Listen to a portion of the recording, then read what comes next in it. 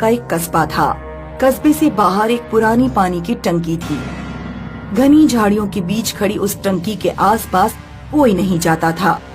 टंकी के चारों तरफ कटीले तार लगाए गए थे, क्योंकि अगर कोई जानवर भी उस टंकी के पास चला जाता तो अगले दिन वो मरा हुआ मिलता।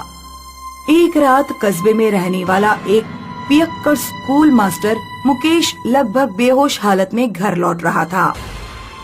मुझे दुनिया वालों शराबी न। मुकेश जमीन पर सरक कर कटीले तारों को पार कर गया और टंकी के ऊपर चढ़ने लगा। मुकेश जब टंकी के टॉप पर पहुंचा तो उसने देखा कि एक भयानक भूतनी कुल्हाड़ी लेकर खड़ी है। अगले दिन सुबह को कटीले तारों के पास लोगों की भीड़ लग गई। संजय नाम का एक लड़का भीड़ को चीरते हुए आगे गया। उसने देखा कि उसके पिता मुकेश की लाश पड़ी हुई है और मुकेश की गर्दन पर कुल्हाड़ी का पहुंचा और उसने आंखों में आंसू भरकर बुरी खबर अपनी माँ को सुनाई। अपने पिता का अंतिम संस्कार करके जब मुकेश घर लौटा तो अपनी माँ से बोला, मम्मी, जिसने भी पापा को मारा है मैं उसे जिंदा नहीं छोड़ूंगा। बेटा, तेरे पापा पियक्कड़ थे। पूरा कस्बा जानता है कि उस पुरानी टंकी पर कई बुरी आत्माओं का कब्जा है।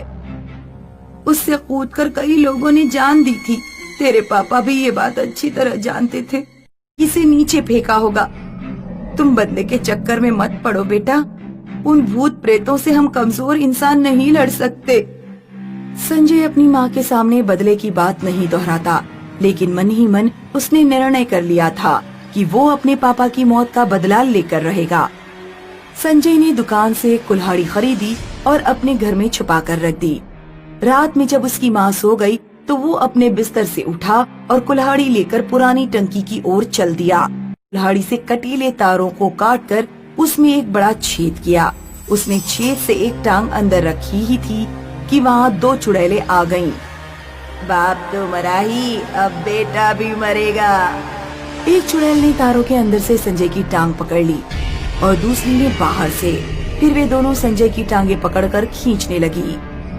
आ, आ, आ, आ! मारने से पहले तेरी टांगे चीर डालूंगी, ना कि उस बुरी आत्माओं से तू अकेला नहीं लड़ पाएगा।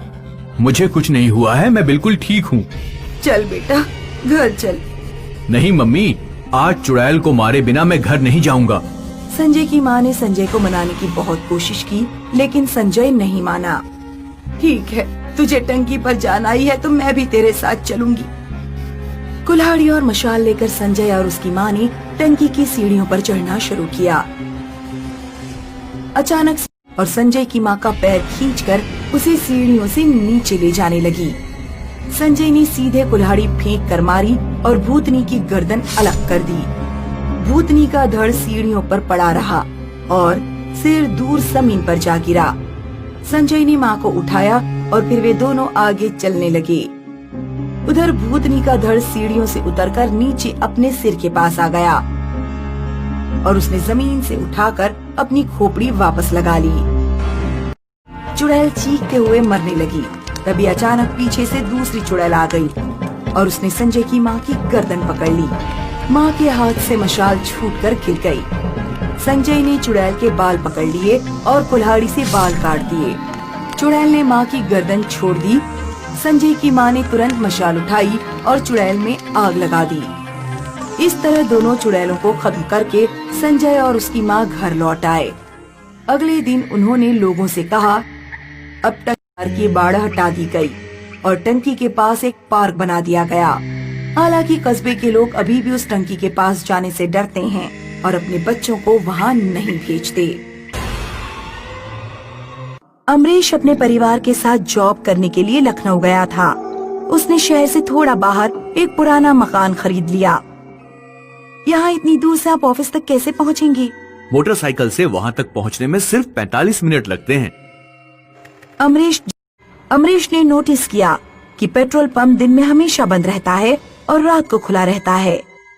उसने एक दिन अपने पड़ोस में रहने वाले शर्मा जी से पूछा, भाई साहब, आलमगिरीगंज जाने वाले रोड पर जो पेट्रोल पंप पड़ता है वो सिर्फ रात में ही क्यों खुलता है? उस रोड पर तो कोई पेट्रोल पंप नहीं है। ये आप क्या कह रहे हैं? आपको कभी इतना बड़ा पेट्रोल पंप दिखाई नहीं दिया? आप यहाँ नहीं आए हैं, इसलिए शायद आपको भ्रम हो गया हो।